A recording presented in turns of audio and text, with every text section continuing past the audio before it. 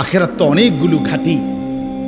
এক নম্বরে হচ্ছে জান কবজ হওয়া, মৃত্যু, এরপরে কবর, এরপরে হাসরের মাঠ, এরপরে মিজান, এরপরে ফুলসিরাত, এরপরে জান্নাত জাহান্নাম, এবং এক একটা হাজার হাজার বছরের লম্বা ঘাটি। বন্ধু আমার, শুধুমাত্র কসম আল্লাহর, কোন ব্যক্তি যদি বেঈমান, কাফের, মুশরিক, নাফরমান, পাপী জিন্দেগি নিয়া মৃত্যু পর্যন্ত পৌঁছে, খোদার কসম শুধু মৃত্যুর যন্ত্রণা, শুধু জান কবজের যন্ত্রণা, আল্লাহর কসম এটুকুই সহ্য করার ক্ষমতা তার থাকবে না। এই জান কবজের যন্ত্রণার সামনে তার 60 বছরের দুনিয়া যা ভোগ করছিল, মজা করছিল, 1 সেকেন্ডে ভুলে যাবে। ইমানদার, আমি শুধু এই কথাটাই এখন শুনাইতে চাই। এই তর্জমাটা বললে আমার কথা শেষ। এটাই আমার বক্তব্য। ভাইয়া, কবরে লম্বা সময় থাইকা কি কষ্ট পাইবা? বেনামাজি সন্তান, হারাম উপার্জনকারী বাবারা, বেপর্দা মা বোন, সেটা তো লম্বা বিষয়। হাসরের মাঠ কি পরিমাণ লম্বা, মিজানের পাল্লার সময়টা কি পরিমাণ কঠিন হবে, আমল নামাটা যখন বাম হাতে দেয়া হবে তখন কি পরিমাণ চিৎকার করবে। ফুলসিরাত পার হতে 30,000 বছরের রাস্তা, এই অন্ধকারাচ্ছন্ন রাস্তা কিভাবে পার হবে সে তো পরে লম্বা বিষয়। শুধু জান কবজের সময় মৃত্যুর, যেটাকে বলে রুহু কবজ হওয়া, মৃত্যুবরণ করা, এই কষ্টটাও তো সহ্য হইবে না। এই কষ্টটা তো সহ্য হবে। কোরআনুল কারীমের মধ্যে 4 জায়গায় আল্লাহ তাআলা মোট মৃত্যুর যন্ত্রণার কথা বলছেন। 1 নম্বর, ওয়াজাআত সাকরাতুল মাউতি বিল হক যালিকা মা কুনতা মিনহু তাহিদ। রব্বুল আলামিন বলেন, বান্দা শুনে নাও, সত্য সত্যই মৃত্যুর যন্ত্রণা আসবে। সাকরাতুল মাউত বলে এটাকে। মৃত্যুর যন্ত্রণা মানে এই জান কবজের সময়, রুহু কবজের সময়ের যন্ত্র, মৃত্যুর সময়ের যন্ত্র। কোরআনুল কারীমের মধ্যে আল্লাহ বলেন, ওয়ালাউ তারা ইযিজ যালিমুনা ফি গামারাতিল মাউত। আল্লাহ বলেন, শোনো বান্দা, আল্লাহর নবীকে বলেন, বন্ধু আপনি যদি একটা নজর দেখতেন জালেমের মৃত্যু যন্ত্রণা কতটা ভয়ানক হবে। ইযিজ যালিমুনা ফি গামারাতিল মাউত ওয়াল মালাইকাতু বাসিতু আইদিহিম। ফেরেশতারা ওই নাফরমান পাপীকে ডাক দিয়ে বলবে, হাত বাড়িয়ে বলবে ফেরেশতারা, আখরিজু আনফুসাকুম, হে অসৎ আত্মার রূহ, এই নাফরমানের শরীর থেকে বের হও। বের হতে চাইবে না, সারা দেহের মধ্যে নাফরমানের রূহ দৌড়াবে। মালাকুল মউত আজরাইল একটা টান দিয়ে যখন রূহটাকে ছিঁড়ে বের করবে, কলিজা থেকে বের করবে, একটা টানে কণ্ঠনালীর কাছে চলে আসবে। আল্লাহ বলেন, ফালাউলা ইদা বালাগাতিল হুলকুম, কণ্ঠনালীর কাছে যখন রূহটা চলে আসবে, নাফরমান তোর ক্ষমতা থাকলে এবার বাধা দাও না, দাও, বাধা দাও, থামাও তোরে। এ না তোমার বন্ধু, এ না তোমার বাপ, থামাও এরে, এ তো মরে যাচ্ছে, তারে ধরে রাখো, ধরে রাখো। পারা যাবে তো? কথা বলেন না কেন? আল ইয়াউমা তুজজাউনা আযাবাল হুন। আল্লাহর ফেরেশতারা জান কবজের মুহূর্তে, খোদার কসম আল্লাহ বলছে, জান কবজের সময় বলবে, মনে রাখিস না ফরমান, আজকে তোরে কবরে নিয়া চূড়ান্ত তোরে আযাব, শাস্তি ভোগ করাবো। তুই বুঝবি পীড়া কারে কর। মাস্তানি, মাতবড়ি, সুদের টাকা, ঘুষের টাকা, বাটপারি, চিটারি, অহংকার, দম্ভ, তুই আয়, আয় না ফরমান, তোরে এখন দেখাবো। আল ইয়াউমা তুজজাউন, আজকে দেখাবো আযাবাল হুন, লাঞ্ছনা কর আযাব। আও, কবরের প্রথম ঘন্টা, কবরের প্রথম ঘন্টাতেই তুমি বুঝবা আখিরাত কত কঠিন। রাসূলুল্লাহ সাল্লাল্লাহু আলাইহি ওয়াসাল্লাম বলেন, কবরে যেই নাফরমান প্রশ্নের জবাব দিতে পারবে না, 3টি প্রশ্নের, তো আল্লাহ তাআলা বলবেন কাযাবা আবদি, ফেরেশতা আমার এই নাফরমান বান্দা মিথ্যা বলেছে। ফাআফরিশুহু মিনান নার ওয়ালবাসুহু মিনান নার, আমার নাফরমান বান্দার কবরে জাহান্নামের বিছানা বিছায় দাও, পরে জাহান্নামের পোশাক দিয়ে আবৃত করে দাও। ওয়াফতাহু লাহু বাবান ইলান নার, জাহান্নাম বরাবর তার কবর থেকে দরজা খুলে দাও, কবর খুলে দাও।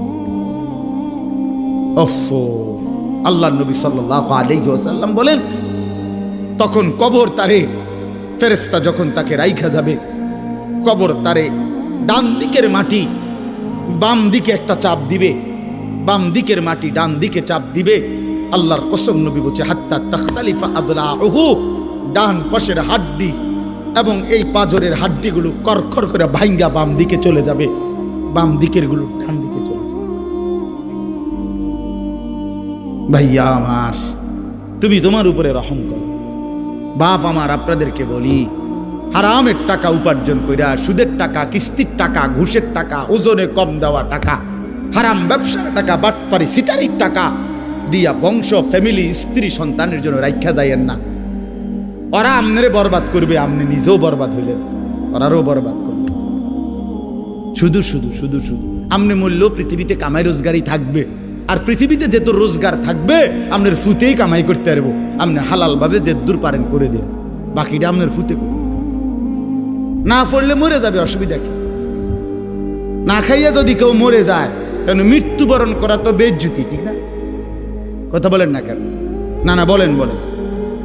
কেউ মরে যাওয়া এটা কি শরমের কথা নাকি? ভাই বলো, ছেলে বলো। আরে ছি ছি ছি ছি, ওটা মরে গেল, কেমন শরমের কথা এটা? এমন এটার কথা হইলো কোনো? তো যে মরলে কিছে, মনে করেন না খাইয়া মরেই গেছে, তো মরলে কিছে? মরণ কি শরমের কথা? তো বাপ দাদা 14 গোষ্ঠী মরছে, তো আমি মরলে সুবি?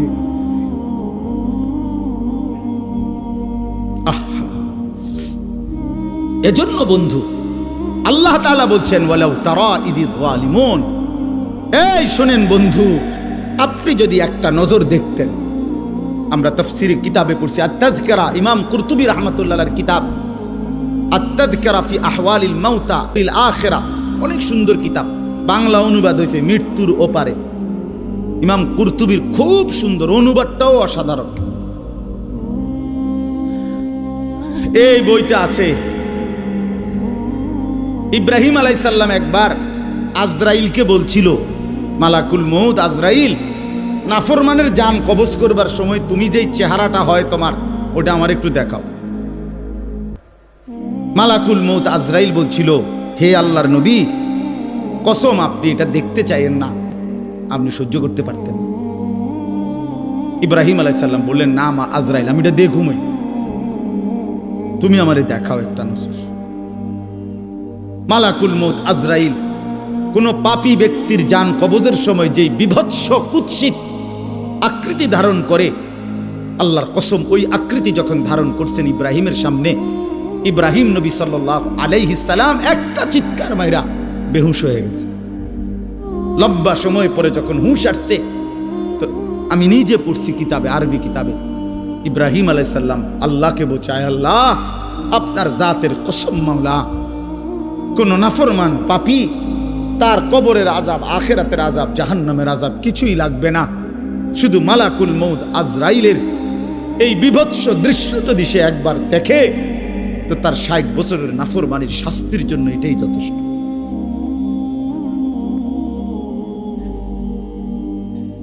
হ্যাঁ, আখরিজু আনফুসাকুম, এখানেও আল্লাহ তাআলা এই কথাটা বলছে, ফালাউলা কাল্লা ইদা বালাগাতিত তারাকিয়া।